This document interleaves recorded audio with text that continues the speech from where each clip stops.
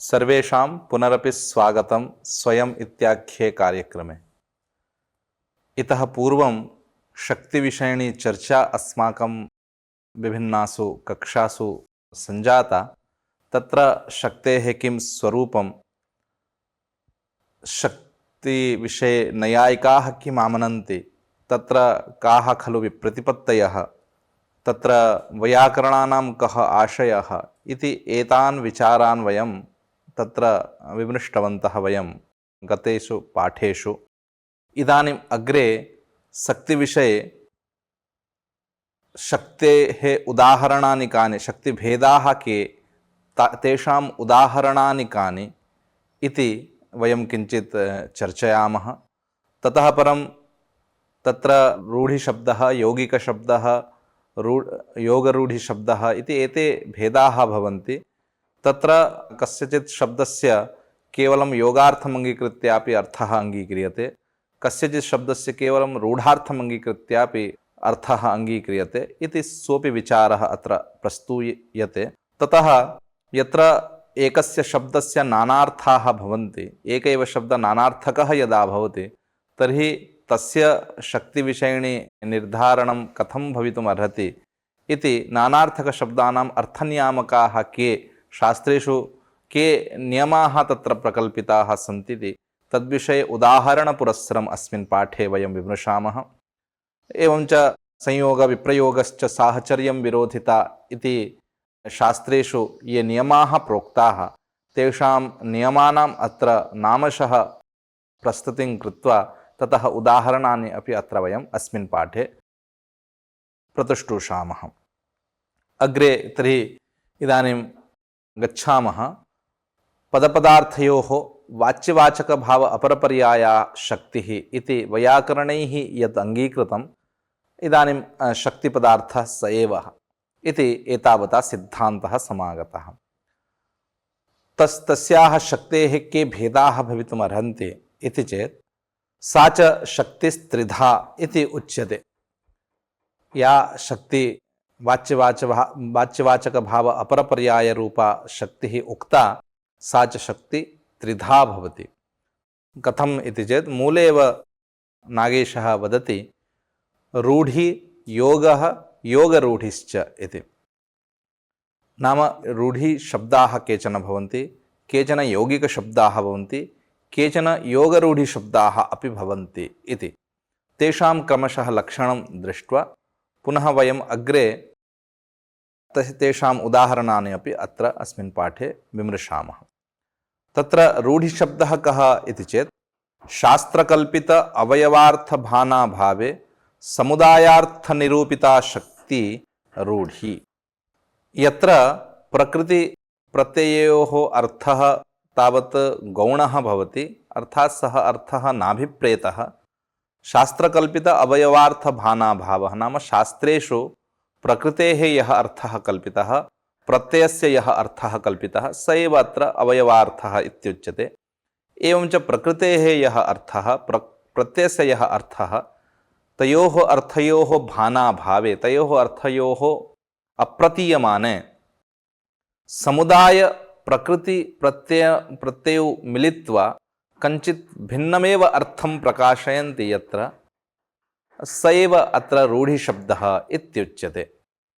यथा मणिनूपुरादौ इति तत्र उदाहरणं मूले प्रकाशितं। मणिशब्दः मनधातोः अयं शब्दः निष्पद्यते। अत्र मनधातोः अर्थः नाङ्गीकृतः, अपि तु मणि इत्युक्ते रत्नविशेषः कश्चन अर्थः। मनधातोः उणादिप्रत्ययेन अयं शब्दः निष्पद्यते। वस्तुतः मनधातोः अर्थः अत्र न निरूपितः, अपि तु मणि इति समुदाय प्रकृतिप्रत्ययमेलनेन कश्चन समुदायार्थः भिन्न एव अर्थः अत्र प्रकाशितः, रत्नविशेषः इति। स एव अर्थः अत्र अभिप्रेतः, अङ्गीक्रियते च शास्त्रेषु। एवं च नूपुरादौ, नूपुर इति शब्दः, नूपुर अणुस्तुतौ इति धातोः पुर इति शब्दसंयोगेन नूपुर इति शब्दः निष्पद्यते। वस्तुतः अणुस्तुतौ इति धातोः अर्थः अत्र नाभिप्रेयते अस्माभिः, अपि तु नूपुर इति कथनेन तत्र नर्तक्यादयः यः अलङ्कारविशेषः यम् अलङ्कारविशेषं धरन्ति नर्तक्यादयः सैव अत्र नूपुरशब्देन अभिप्रेतः। वस्तुतः नु स्तुतौ इति धातोः अर्थः एव नाभिप्रेतः, ततः परं प्रत्ययस्यापि अर्थः नाभिप्रेतः, अपि तु समुदायात् नूपुर इति शब्दात् कश्चन अर्थः भिन्न एव अर्थः प्रकाशितः। एवं च यस्मिन् शब्दे प्रकृतेः अर्थः प्रत्ययस्य च अर्थः नाभिप्रेयते, अपि तु समुदायात् प्रकृतिप्रत्ययसमुदायात् कश्चन भिन्न एव अर्थः अङ्गीक्रियते, स एव शब्दः रूढिशब्दः इत्युच्यते। अपरः शब्दः भवति यौगिकशब्दः। योगबलात् यः अर्थः अङ्गीक्रियते, योगः नाम प्रकृतिप्रत्ययसम्बन्धपुरस्सरं यः अर्थः अङ्गीक्रियते सः यौगिकशब्दः, सः सर्वत्र शास्त्रे प्रसिद्ध एव। यथा तस्य उदाहरणम् इत्थम् अभिप्रयन्ते आचार्याः ग्रन्थे, शास्त्रकल्पित अवयवार्थनिरूपिता शक्तिर्योगः इति। अर्थात् शास्त्रे अवयवानां प्रकृतिप्रत्ययानां यः अर्थः निरूपितः स एव अर्थः, तमेव अर्थम् अङ्गीकृत्य यदा समुदायः कञ्चित् अर्थं प्रकाशयति स एव अर्थः यौगिकशब्दरूपेण परिणमते, व्यवह्रियते इत्यर्थः। यथा पाचकः इति उदाहरणं तत्र ग्रन्थे दत्तं। पाचक इति शब्दस्य कः अर्थः इत्युक्ते पचधातोः डुपचष् पाके इति धातोः कर्तरि तत्र णुमुल् प्रत्यये पाचकः इति शब्दः निष्पद्यते। एवं च पाचक इति शब्दस्य पचधातोः पाक इत्यर्थः णुमुल् प्रत्ययः कर्तृर्थे अस्ति, इत्थञ्च पाचक इति शब्दस्य पाककर्ता इत्यर्थः। अयञ्च अर्थः प्रकृतिप्रत्ययसमुदायादेव निष्पन्नः, भिन्नः कोऽपि अर्थः अत्र नास्ति, अपि तु प्रकृतिप्रत्यययोगेन संयोगेन अयमर्थः अत्र प्रकाशितः इति कृत्वा अयं यौगिकः शब्दः इति उच्यते। अस्मात् शब्दात् अपि अर्थबोधो भवति। वस्तुतः अस्यैव प्राधान्यं शास्त्रेषु। तृतीयः अयं शब्दः शक्तिभेदस्य तृतीयः प्रकारः शास्त्रकल्पित अवयवार्थान्वित विशेष्यभूतार्थनिरूपिता शक्तिर्योगरूढी इति। योगरूढिशब्दस्य लक्षणम् इत्थं शास्त्रकारैः उक्तम्। शास्त्रकल्पित अवयवार्थान्वित विशेष्यभूतार्थनिरूपिता या शक्तिः सा योगरूढिः इत्युच्यते। अर्थात् शास्त्रेषु प्रकृतिप्रत्ययोः यः अर्थः कल्पितः सः अर्थः तमर्थं पुरस्कृत्य पुनः तस्य पृथक् क्वचित् एकत्र अवस्थितिः तम् अर्थम् अन्वयं कृत्वा आत्मनि अन्वयं कृत्वा पुनः कस्यचित् एकस्मिन् वस्तुनि स्थितिः तावत् योगरूढिः इत्युच्यते। तदेव लक्षणं लक्षितम् आचार्यैः, शास्त्रकल्पित अवयवार्थान्वित विशेष्यभूतार्थनिरूपिता शक्तिः योगरूढी इति उच्यते। यथा अस्य प्रसिद्धम् उदाहरणं भवन्तः जानन्ति पङ्कजम् इति। पङ्कजः इति पदे पङ्के जातः इति पङ्कजः। इदानीं पङ्के जातः पङ्कज इति तत्र पङ्कज इति समुदायात् कश्चन पङ्के जातः यः कोऽपि पदार्थः स सर्वोऽपि पदार्थः पङ्कज इति पदेन अविधीयते। इदानीं तर्हि योगार्थः अङ्गीकृतः, अर्थात् प्रकृतिप्रत्ययोः अर्थः अङ्गीकृतः। ततः पुनः पङ्कजशब्दः कस्मिंश्चित् एकस्मिन् वस्तुनि तिष्ठति। नाम पङ्कज इति कथनेन न पङ्के जातः सर्वोऽपि शब्दः अत्र अङ्गीक्रियते, अपि तु केवलं कमलविशेषः अर्थात् पद्मपुष्पविशेषः अत्र पङ्कजशब्देन अङ्गीक्रियते। तस्मात् कथम् अयं शब्दः निष्पन्नः इत्युक्ते प्रत्याभ्यां यः अर्थः अङ्गीकृतः तमर्थम् अङ्गीकृत्य कस्मिंश्चित् एकस्मिन् वस्तुनि अर्थः यदा तिष्ठति तदानीम् अयं योगरूढि, अर्थात् लोके स एव तस्मिन् एव अर्थे स शब्दः प्रयुज्यते इति कृत्वा तस्मात् यौगिकात् शब्दात् सर्वोऽपि अर्थः नाङ्गीक्रियते, अपि तु कश्चन एक एव अर्थः अङ्गीक्रियते, स एव अत्र योगरूढि इति उच्यते। शास्त्रकल्पित अवयवार्थान्वित विशेष्यभूतार्थ, विशेष्ये कस्मिंश्चित् अर्थे यदा स शब्दः तिष्ठति, स अर्थः तिष्ठति, तदानीं सः योगरूढि इत्युच्यते। यथा पङ्कजपदे। इदानीं केचन तावत् तत्र इत्थमपि वदन्ति पङ्कज इति शब्दात् पङ्के जातः इति पङ्कजः इति योगेन अर्थः लब्धः। इदानीं पङ्कजशब्दस्य पद्मविशेषः इति पुष्पविशेष इति अर्थः कल्पनीयः चेत् लक्षणया भवतु, किमर्थं पुनः रूढि इति पृथक् इति केचन अभिप्रयन्ति। वस्तुतः लक्षणायाः अवसरः अत्र नास्ति। किमर्थम् इत्युक्ते लक्षणा नाम आदौ अनुपपत्तिप्रतिसन्धानं कर्तव्यम्। अर्थात् स अर्थः यदा तत्र न सम्भवति तदानीमेव लक्षणा सम्भवति। यथा गङ्गायां घोष इत्यादिषु गङ्गा नदीप्रवाहे घोषनामकः ग्रामः न स्थातुं न शक्नोति इति कृत्वा तत्र नदीप्रवाहे ग्रामस्य अवस्थितिम् असम्भाव्य तदानीं गङ्गाशब्दस्य तीरविशेषः इति अर्थः कल्पितः। एवञ्च लक्षणा नाम यत्र शक्तिः बाधिता भवति तदानीं लक्षणायाः अवसरः अस्ति। वस्तुतः अत्र पङ्के जातः इति अर्थे इति यौगिकार्थे शक्तिः न बाधिता, अपि तु सोऽपि अर्थः अङ्गीक्रियते इति कृत्वा लक्षणायाः अत्र अवसरः नास्ति। अतः पद्मे अनुपपत्तिप्रतिसन्धानं सम्बन्धप्रतिसन्धानं किञ्च लक्षणा नाम स्वशक्यसम्बन्धो लक्षणा इति अग्रे उच्यते। एवं च शक्यार्थेन पदेन उपस्थापितः यः अर्थः तेन अर्थेन सम्बन्धः यस्य अस्ति सा एव लक्षणा इति उच्यते। एवं च सम्बन्धपरिकल्पनं पुनः अनुपपत्तिप्रतिसन्धानं लक्षणायाः बीजं भवति। तावत्पर्यन्तं धावनं किमर्थं?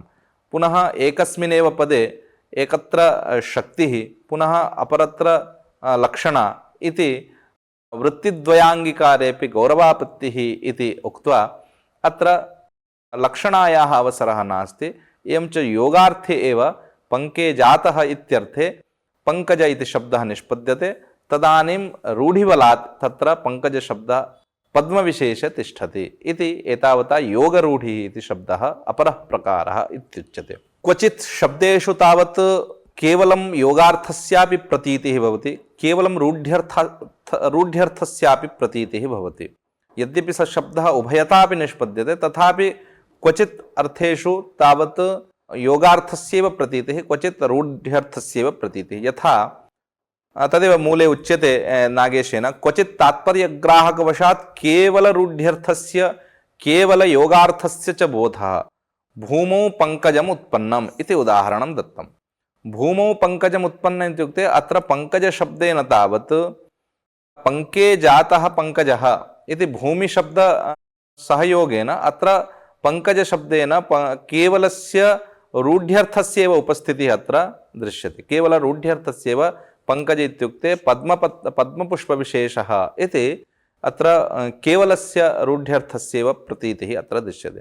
किञ्च कल्हारकैरवमुखेष्वपि पङ्कजेषु इति उभयत्रापि पङ्कजशब्देन केवलस्य रूढ्यर्थस्यैव प्रतीतिः दृश्यते। एवं क्वचित् केवलस्य योगार्थस्यापि प्रतीतिः दृश्यते।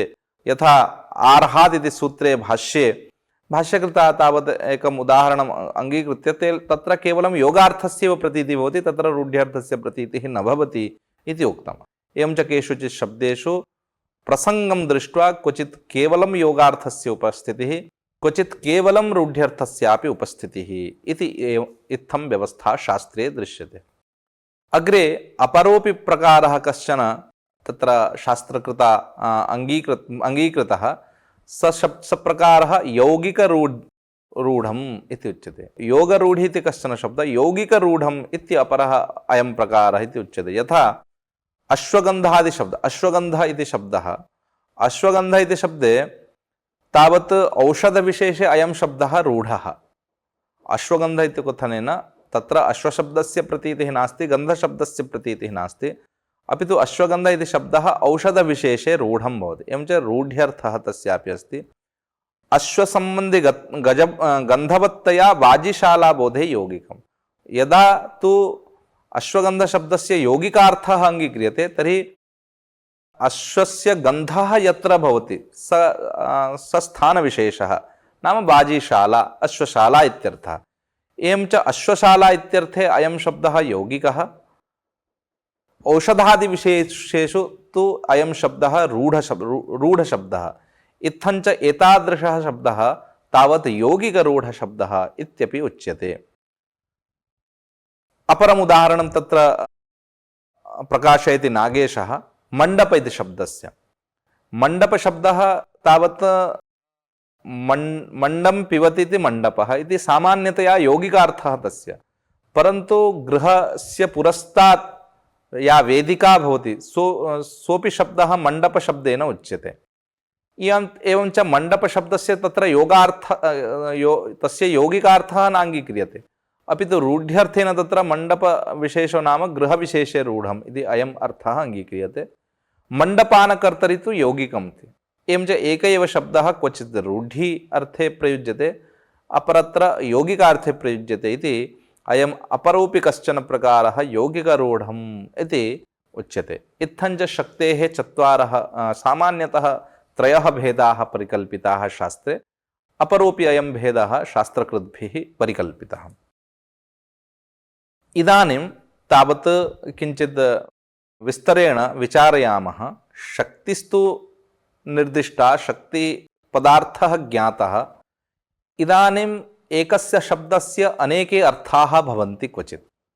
यथा हरि इति शब्दः, हरिशब्दस्य क्वचित् विष्णुः इत्यर्थः, क्वचित् वानरः इत्यर्थः, अपरत्र भिन्नोऽपि कश्चन अर्थः। एवञ्च एकस्य शब्दस्य यदा नानार्थकत्वम्, एक एव शब्दः यदा नानार्थकत्वेन सम्पद्यते तदानीं कस्मिन् अर्थे अयं शब्दः शक्तम्, इदं पदम् अस्मिन् अर्थे शक्तम् इत्यत्र किं विनिगमकं, किं नियामकं, नानार्थकेषु शब्देषु विशेषतः किं विनिगमकं स्यात् यद् अयं शब्दः अस्मिन् प्रसङ्गे अस्मिन् अर्थे एव अङ्गीक्रियते। यथा सैन्धवम् इति विषये जानन्ति एव, अग्रे वयम् उदाहरणेषु पश्यामः।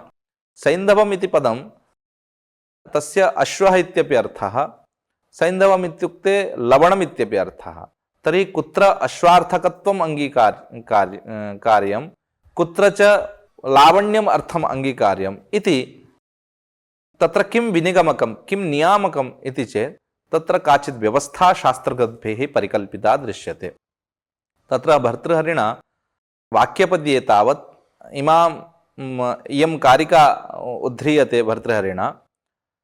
संयोगो विप्रयोगश्च साहचर्यं विरोधिता अर्थः प्रकरणं लिंगं शब्दस्यान्यस्य सन्निधिः सामर्थ्यम् औचिति देशः कालो व्यक्तिः स्वरादयः शब्दार्थस्यानवच्छेदे विशेषस्मृतिहेतवः इति।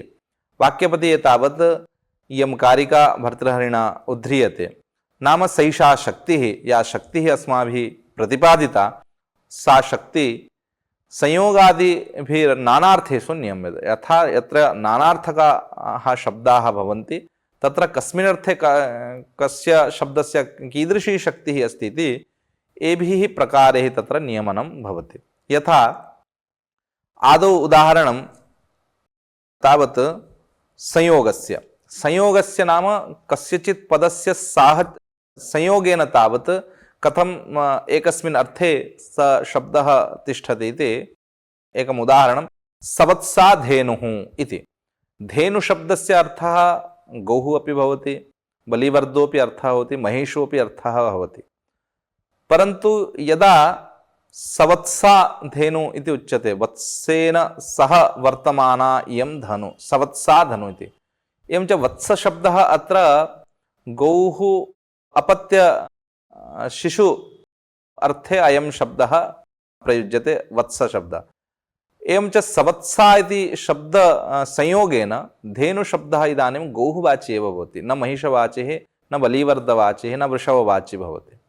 अन्यथा धेनु इति कथनेन सर्वेषामपि उपस्थितिः एकत्र स्यात्, परन्तु यतोहि सवत्सा इति अयं शब्दः तत्र संयुक्तो वर्तते धेनुशब्देन सह, एवञ्च तस्य शब्दस्य संयोगेन धेनुशब्दः अत्र गौःवाची भवति इति उच्यते।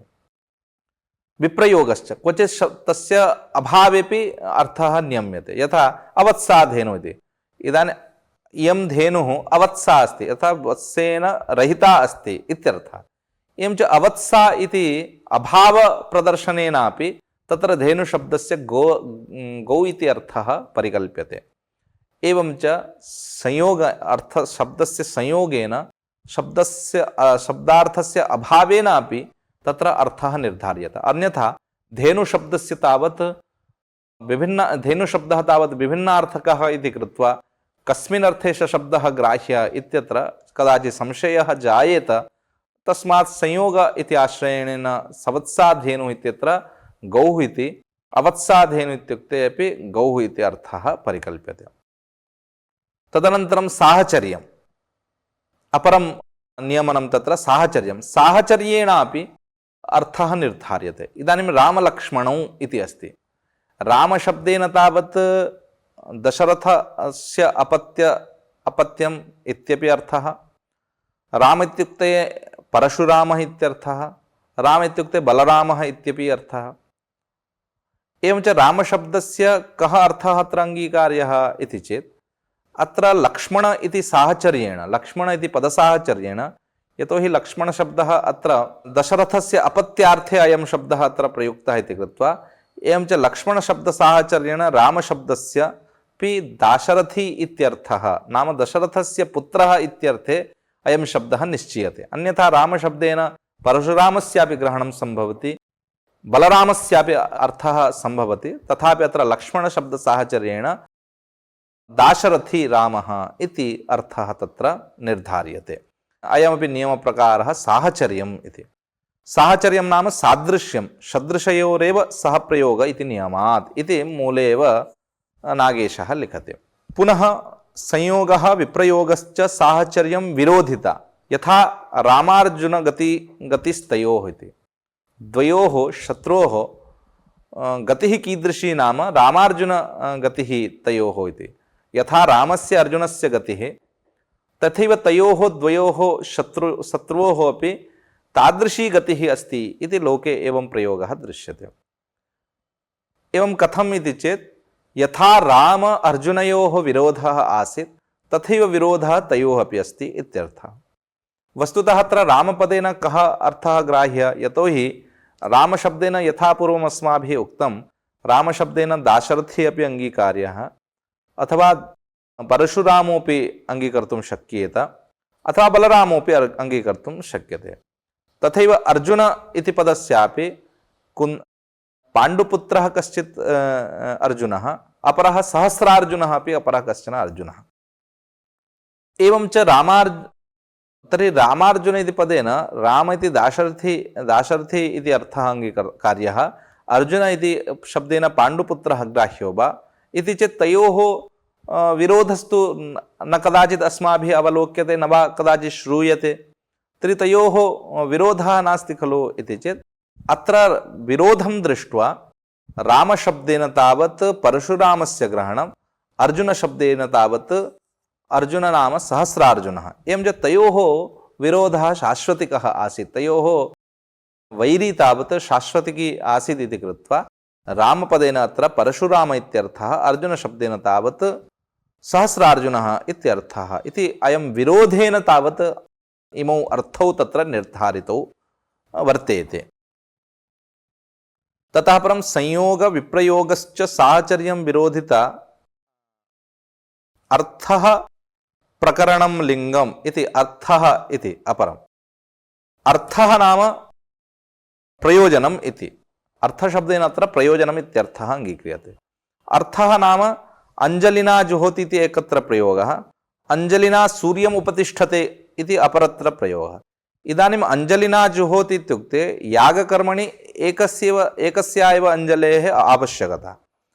एवं च अञ्जलिना जुहोति इत्युक्ते प्रयोजनं दृष्ट्वा, हवनकर्मणि यज्ञकर्मणि तावत् एकस्याः अञ्जलेः आवश्यकता अस्ति इति कृत्वा अञ्जलिना जुहोति इत्युक्ते अत्र एकस्याः अञ्जलेः ग्रहणम्।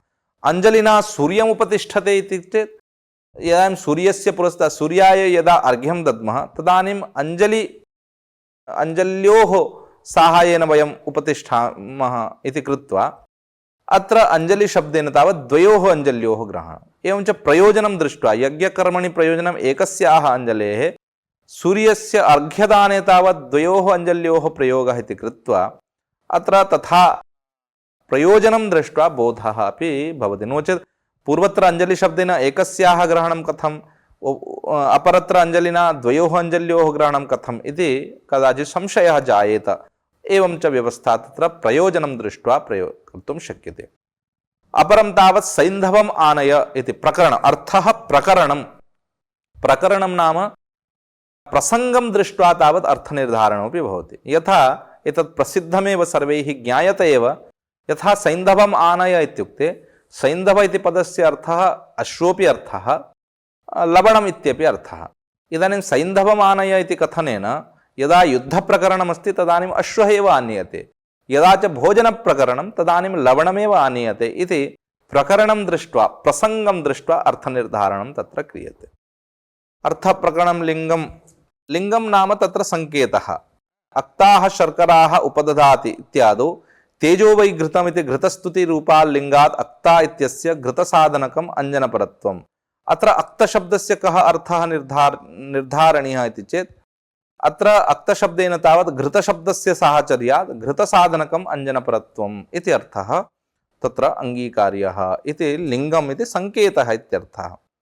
शब्दस्यान्यस्य सन्निधिः इति अन्यस्य शब्दस्य सन्निधि कारणतः अपि अत्र अर्थः निर्धार्यते। यथा रामो जामदग्न्यः इति अर्थ, जामदग्नि इति शब्द उच्चारणेन जमदग्नेः अपत्यं, जमदग्नि इति ऋषेः अपत्यं रामो नाम अत्र परशुरामः। यतोहि जमदग्नेः अपत्यं परशुरामो भवति इति कृत्वा अत्र रामपदेन परशुरामस्य एव ग्रहणं भवति। तदेव उच्यते रामो जामदग्न्यः इति जामदग्न्यपदसन्निधानात् रामः परशुरामः इति।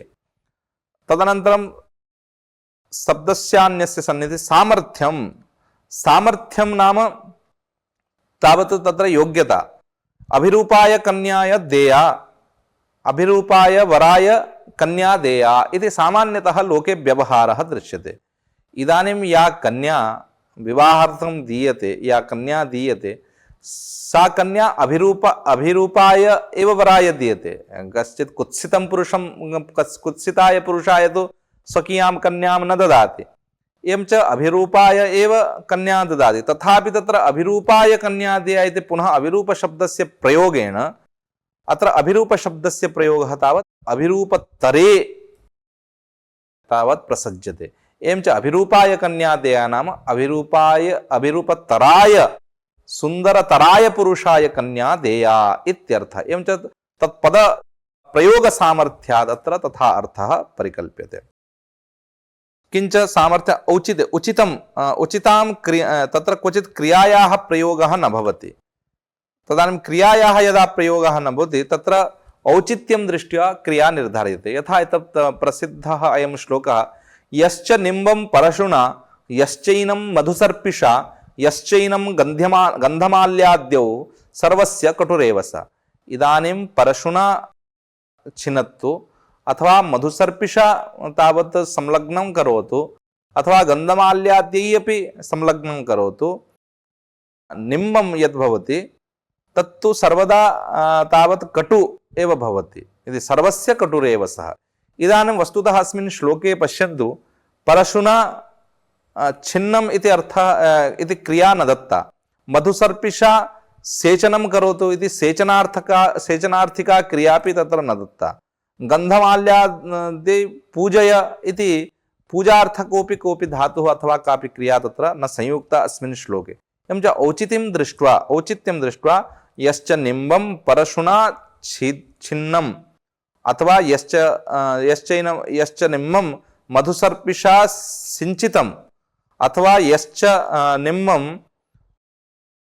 गन्धमाल्यादैः पूजितं, सर्वत्रापि निम्बं यद् भवति कटुः एव भवति इति औचित्यं दृष्ट्वा तत्र क्रियान्वयः भवति इति। एवं क्रमेण अर्थनिर्णयः क्रियते।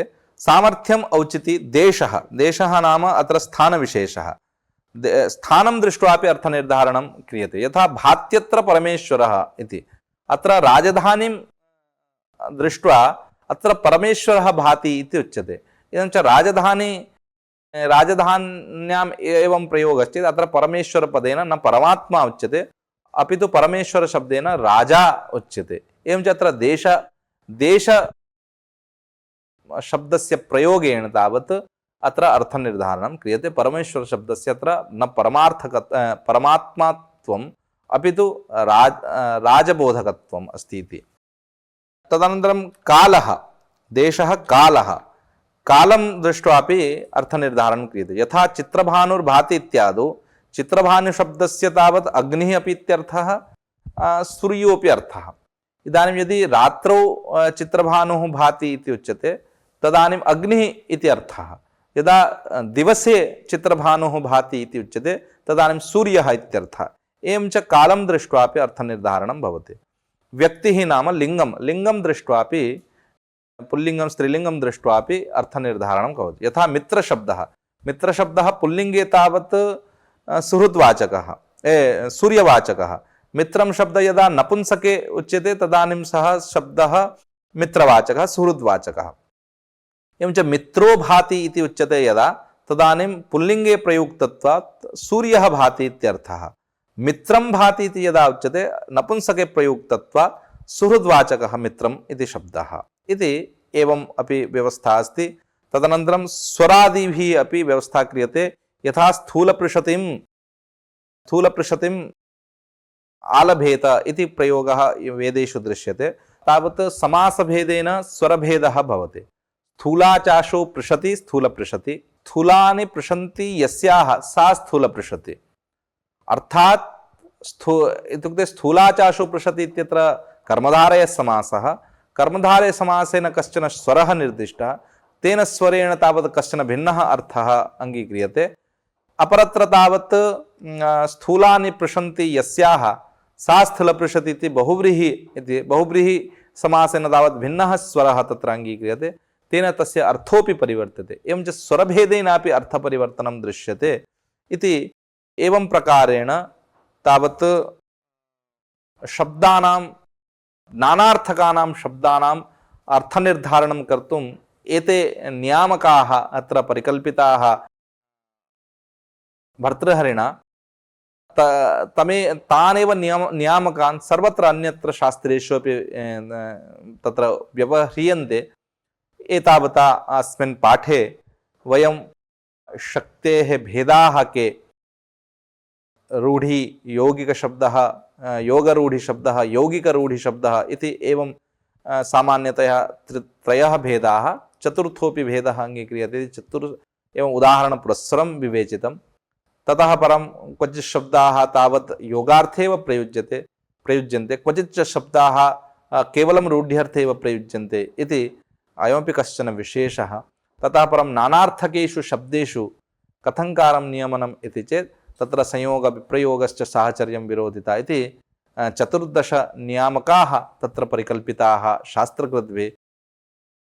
तान् नियामकान् अत्र उदाहरणपुरस्सरं अस्माभिः, ते नियामकाः अस्माभिः अत्र उपस्थापिताः सन्ति। एतावता शक्तिनिरूपणस्य यः पाठ्यांशः, यः भागः, सः अत्र अवसीयते। एतावता अलम् अति विस्तरेण। धन्यवादः।